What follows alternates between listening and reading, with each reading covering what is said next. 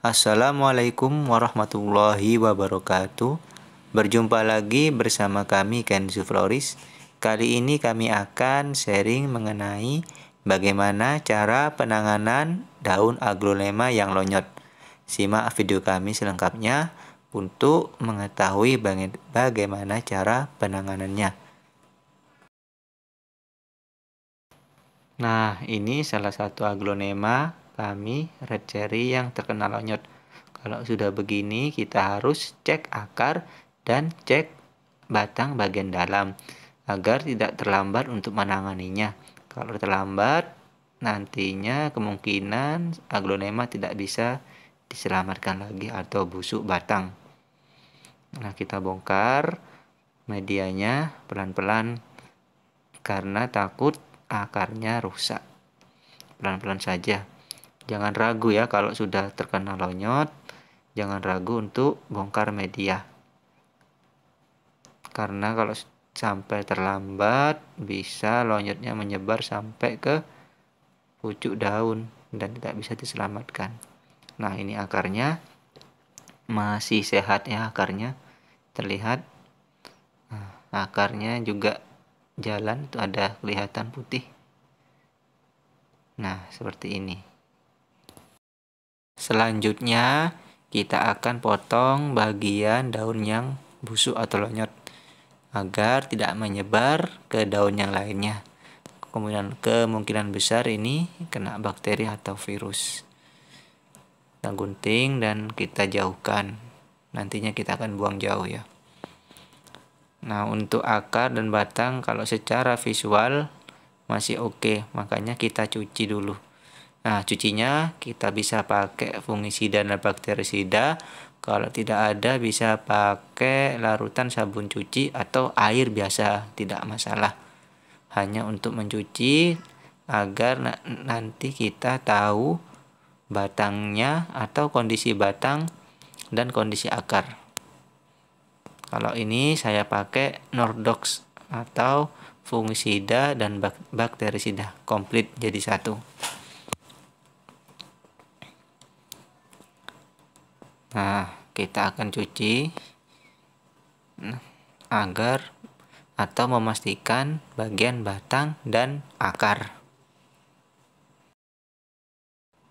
Nah, kalau setelah dicuci bersih, kita akan lebih mudah mengamati bagian-bagian yang terkena bakteri atau lonyot. Nah, di sini bagian akar masih oke, masih sehat. Dan terlihat ini bagian batangnya ya, kena bakteri atau lonyot. Nah, ini kita harus potong bagian yang tidak lonyot, dipisah seperti itu. Jadi bagian lonyot kita pisah. Nah, di tengah-tengah lonyotnya kita potong. Nah, kita cek apakah terkena spot merah atau tidak di sini. Nah, ini masih bersih ya. Terlihat jelas ini masih bersih. Jadi tidak terkena spot merah. Ya. Batang masih bersih, sedangkan batang bagian bawah kita cek masih bersih juga ya. Batang bagian bawah masih bersih. Dan akar juga jalan. Akarnya sehat. Hanya batang bagian tengah sekitar 2 ruas yang terkena lonyot atau bakteri. Tapi tidak ada spot merahnya ya pada bagian batang atau ruas yang terkena lonyot tadi. Kita bersihkan bagian yang terkena lonyot sampai benar-benar bersih. Pastikan benar-benar bersih ya. Karena kalau tidak bersih nanti akan menyebar ke bagian yang lainnya. Setelah bersih nanti kita akan rendam bagian batang atas, batang bawah, dan juga bagian batang ini yang sudah kita bersihkan. Kita rendam sekitar kurang lebih minimal 1 jam. Nah, kalau sudah 1 jam direndam, kita akan olesi bagian yang terluka atau bagian sayatan tadi dengan bubuk fungisida dan bakterisida ini.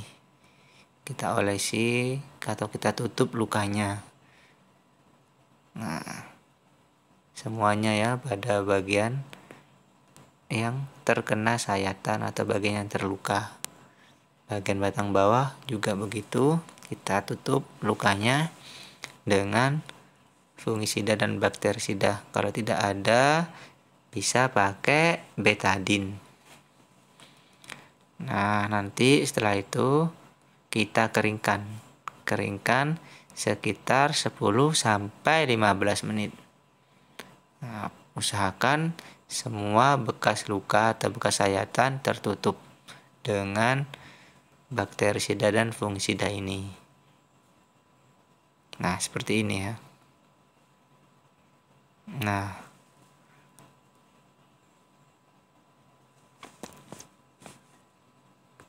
setelah kering kurang lebih 10-15 menit, kita akan tancapkan bagian atas yang kita potong tadi ke floral foam yang sebelumnya kita basahi dulu dengan air atau air yang bekas tadi, bekas rendaman tadi. Nah, nanti kita tancapkan, jangan sampai tembus ya. Caranya kita tahan pada bagian belakang seperti ini, kemudian kita tancapkan. Tahan, jangan sampai tembus. Nanti terasa, sebelum tembus pasti terasa. Nah, sebelum tembus nanti stop. Nah, seperti ini. Nah, sudah siap ditanam di media tanam. Jika tidak ada floral foam, bisa langsung ditanam. Kemudian kita tanam pada media tanam seperti biasanya. Kita kasih pot dengan bongkahan styrofoam agar air tidak menggenang pada bagian bawah. Di sini saya menggunakan media tanam full moss atau full lumut.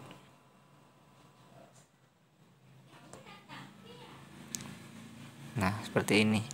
Jika menggunakan media tanam sekam juga tidak masalah. Kita tanam seperti biasa. Nah, pada bagian pinggir kita tekan agar rapat, agar aglonema tidak goyang-goyang. Nah, kita tanam seperti ini.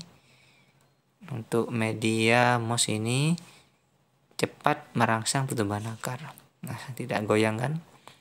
Nah, udah dimampatkan pada bagian pinggirnya.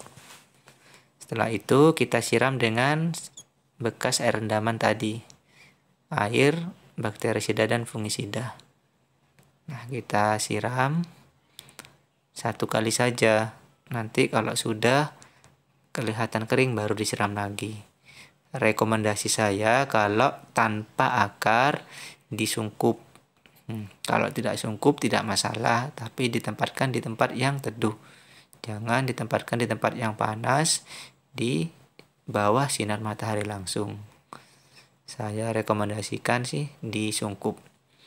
Kenapa? Karena kalau disungkup kelembapan terjaga. Jadi daun tidak mudah kering. Biasanya kalau tidak disungkup daun paling bawah itu kering atau menguning. Ini saya contohkan disungkup ya. Rapikan dulu daun-daunnya agar mudah dimasukkan dalam plastik sungkup. Nah, seperti ini. Nah, agar mudah dimasukkan.